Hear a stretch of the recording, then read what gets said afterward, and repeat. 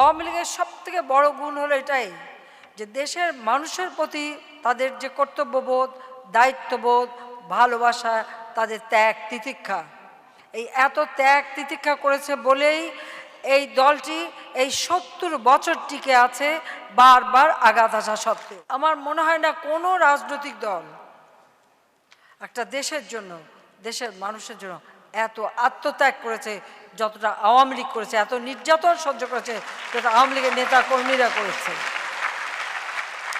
এরপরে ভাঙা গড়ার খেলা তো আছেই, কিন্তু আওয়ামী লীগ এমন একটি রাজনৈতিক দল যতবারই যারা ষড়যন্ত্র করে ভেঙেছে, যেমন বলে যে হীরার টুকরা যত কাটে তত সেটা উজ্জ্বল হয়, আওয়ামী লীগ ঠিক সেটাই হয়েছে। যেহেতু আমরা জনগণের জন্য কাজ করি, কাজে জনগণের অধিকার যারা কেড়ে নেয় তাদের একটা মানে সেন দৃষ্টি থাকে আওয়ামী লীগের উপর যে এই দলটাকে ধ্বংস করো। আর যতই তারা ধ্বংস করার চেষ্টা করেছে এই দলটা তত বেশি শক্তিশালী হয়েছে। আওয়ামী লীগ আজ উজ্জ্বল।